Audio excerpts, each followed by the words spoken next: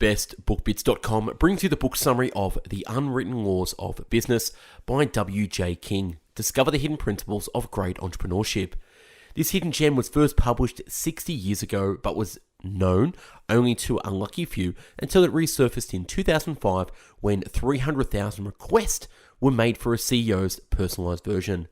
In the summer of 2005, Business 2.0 published a cover story on a self-published management pamphlet by the CEO of an American aerospace contractor, Raytheon.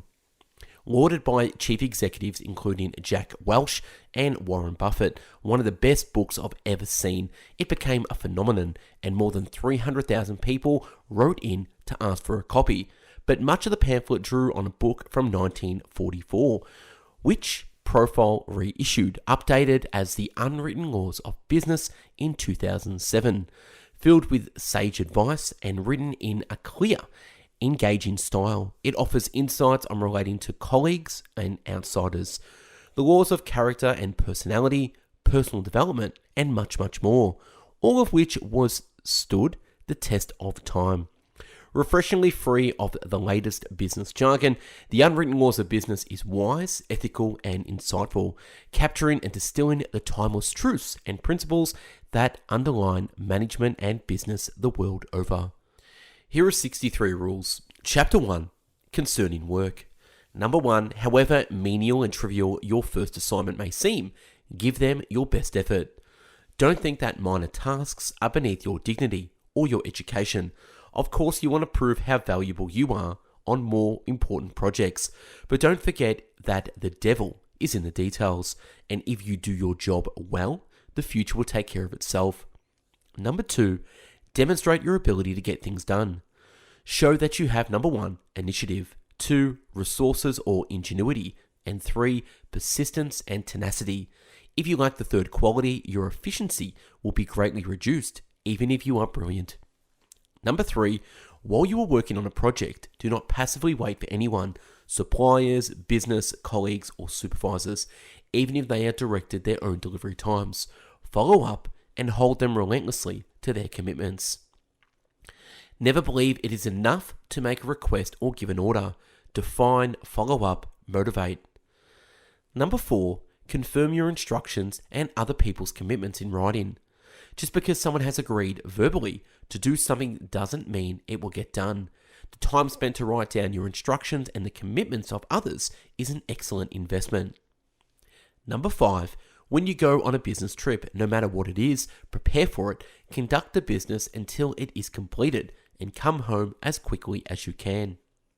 Law 6, once a year take a mental break for 28 days and hire an elite coach to map out your next 12 months with your top 5 hard goals and set up your clear goal strategy and roadmap. Don't waste your time thinking it's a good idea to do this yourself. The juice is in the feedback. Do yourself a favor and book a free discovery call in with me using the link below for me to personally, one-on-one, map out your next 12 months to success. Click the link below. Now the real law 6, cultivate a let, wait and see attitude. When someone comes to tell you about an obstacle in the way, say let's wait and see. And get up instead of remaining hunched in your chair, speculating on causes and solutions, hoping to fix things. Number 7, avoid giving the appearance of hesitating. Don't give the impression that what you said or think depends on the last person you spoke to. Don't express an opinion unless you have reasonably studied the question. Number 8, don't be shy. Speak up. Express yourself and promote your ideas. Don't think that your job is simply to do what you are told. Someone who is calm and timid and doesn't say anything often passes for someone who has nothing to say. Number 9, force yourself to be clear and concise in your oral and written reports. Absolutely avoid being one of those people who take half an hour to explain what could have taken 1 minute. Be short and to the point. Be efficient. Others will ask your advice often and your influence will grow. Number 10, be extremely careful as to the accuracy of your statements. Avoid guessing when you don't know the answer to a direct question. People will stop trusting you. If you don't know, say so, and also say, I will find out the answer. Chapter 2, Concerning your supervisor. Number 11, all managers need to know what is going on in their area. This principle is elementary and fundamental. It is a cornerstone without which everything else crumbles. Number 12, one of the first things you owe your supervisor is keeping them informed of significant developments. Corollary to rule number 11, be aware, however, how much information to feed your supervisor. The more you know how to provide relevant information, the signal, rather than trivial details, the noise, the more you will be appreciated. But it's better to risk, don't bother me with those petty details, than why didn't you tell anyone about that? Number 13, don't neglect the fundamental fact that your supervisor is your boss. Don't forget this fundamental truth. You work for a company, a service, your team, your family, yourself. But don't forget that essentially you work for your supervisor, the manager to whom you are directly accountable. Number 14, be as careful as you can in the selection of a supervisor. For most junior staff, the influence of their colleagues and superiors is influential in the forming your professional personality. As much as possible, choose a superior who can become an excellent mentor. Number 15, whatever your supervisor wants takes the highest priority. When your supervisor asks you for something, never think you have something better to do. Operate under the rule that your boss has good reasons for wanting the work to be done. And number 16, when your manager asks you to do something, he expects you to do exactly that. When your manager asks you to do something, you have two possible responses. Number 1, do exactly what he asked. Number 2, meet with him and talk to him about his request with him. It is unacceptable not to do it, or to do something else instead. Number 17, don't be overly anxious about the idea of reporting or not sticking to your manager's instructions. This is the inverse of the topic covered in the 2 preceding rules. Excessive deference or submissiveness is a definite turn-off. Often a program or project is a suggestion rather than an order. Don't hesitate to recommend ideas or modifications. Chapter 3, concerning colleagues and people on the outside. Number 18, never invade the territory of any other service or department without consent from the person in charge. Nobody really likes to see his territory violated. Interference in general causes errors and confusion, and if you're doing someone else's work, you are probably neglecting your own. What's more, nobody will thank you for doing someone else's job at the expense of your own work. Number 19, in every transaction, be careful to include everyone who ought to be included. Be careful not to hurt anyone by neglecting the interest of a department or an individual. Even if this doesn't seem bad on the surface, it will almost certainly have a fairly serious effect on morale much of the time. Number 20, cultivate the habit of seeking opinions and advice from other people. Especially at the start of your career, you can't expect to know everything, so ask. In particular, if you are criticized for something, ask, what do you recommend? Your opponent will often have ideas on the subject. Number 21, promises, plans, and estimates are necessary and important tools in a well-organized company. Many people do not realize this and try to avoid responsibility for their commitments.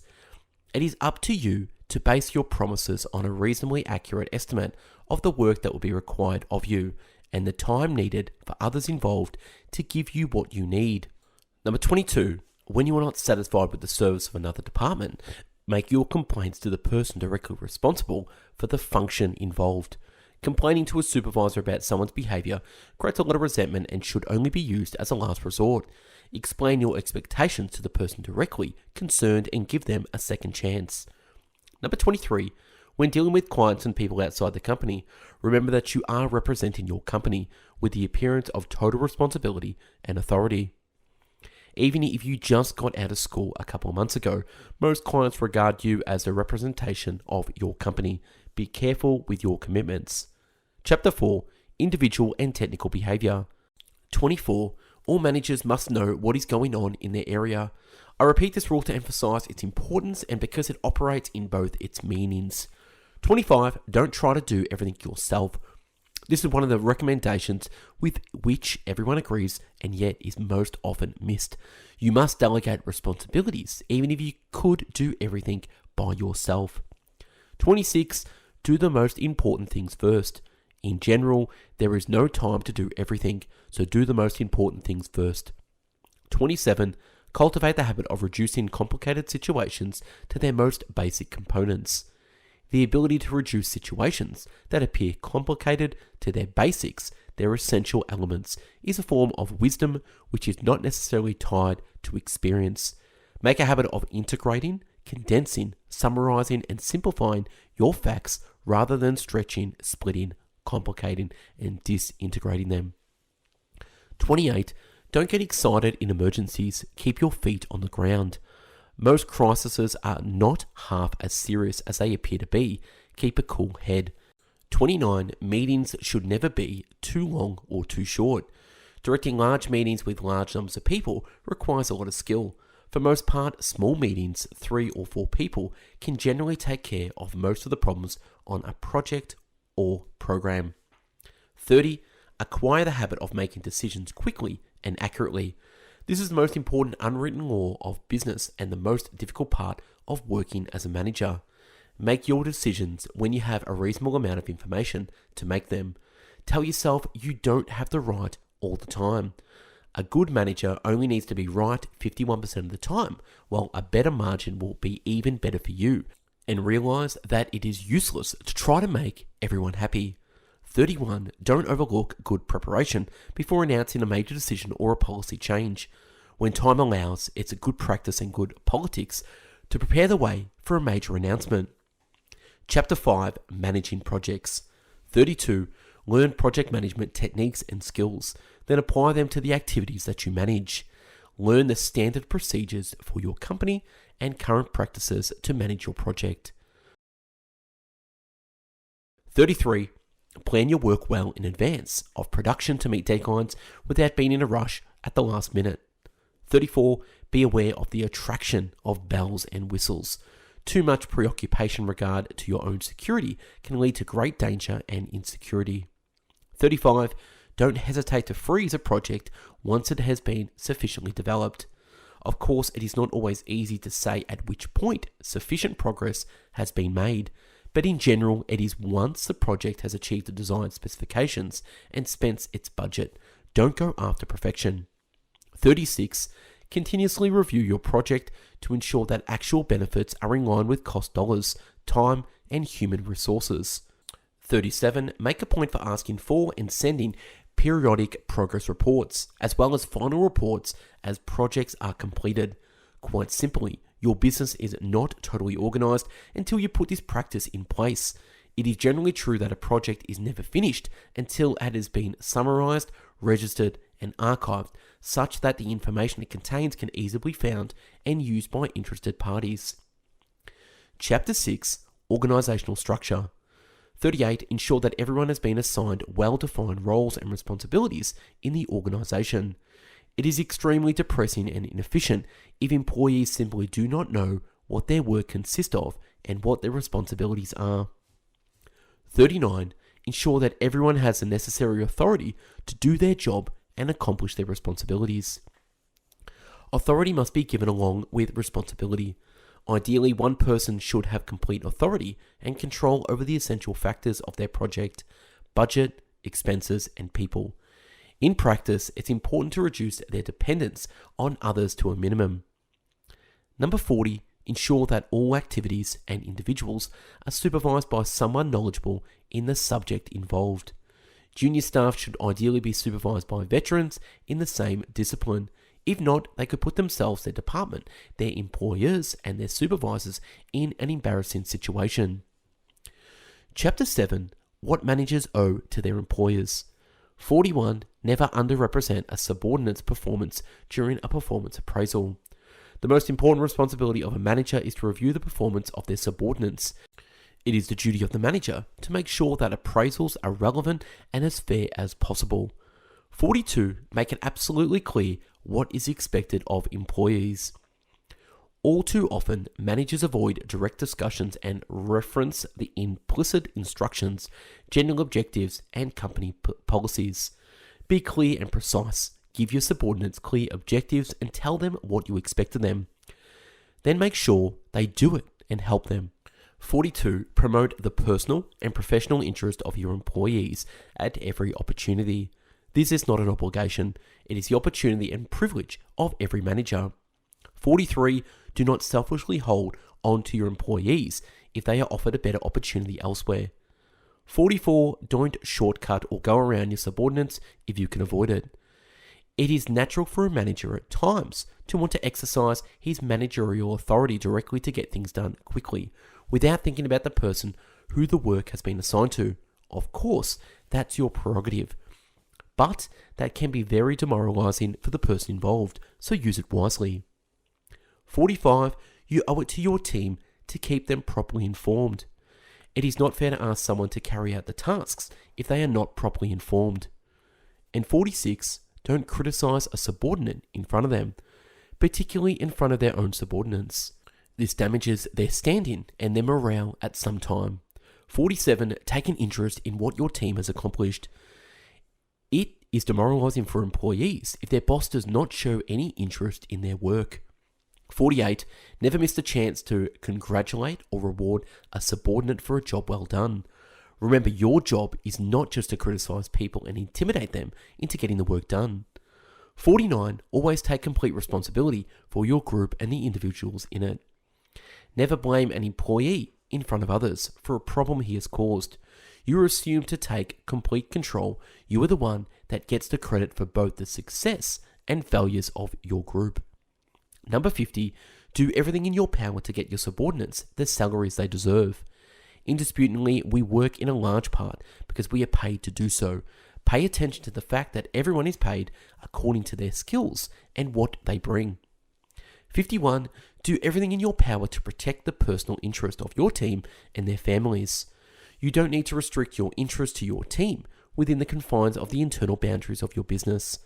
Most people appreciate your sincere interest in their life outside work and their personal difficulties. Chapter 8. Character and Personality Laws.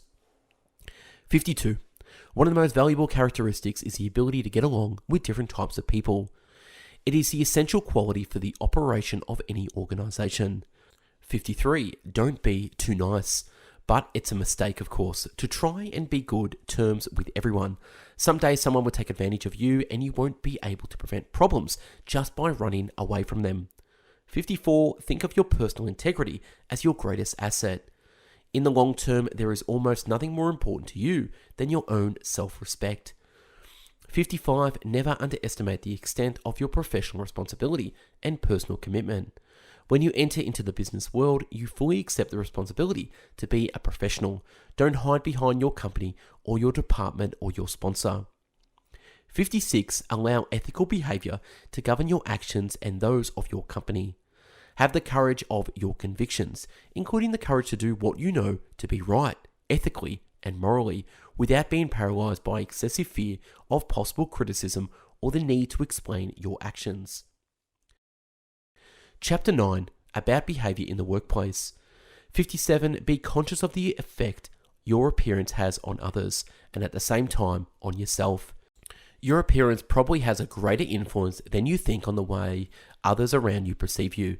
Keep that in mind when you define and present your work image. 58. Don't use vulgar language in the workplace. If you don't use vulgar language, you won't offend anyone.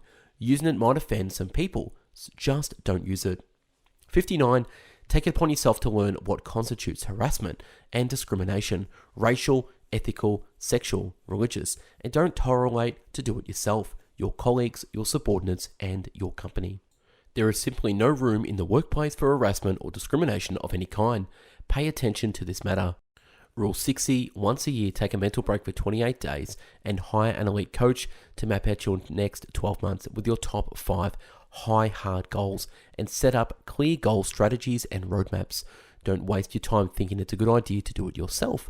The juice is in the feedback. Again, do yourself a favor and book a free discovery call in with me using the link below for me to personally one-on-one map out your next 12 months to success.